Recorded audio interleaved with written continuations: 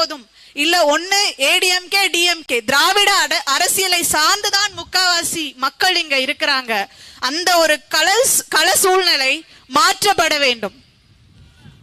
மக்கள் உணர வேண்டும். பணநாயகம் அழிக்கப்பட வேண்டும். பணத்தை 1000 கொடுத்துட்டு நான் ஜெயிச்சு வந்துடலாம் அப்படின்னா கூடிய சீக்கிரம் சுடுகாடாதான் மாறணும் நம்ம நாடு. வேற வழி இல்லை.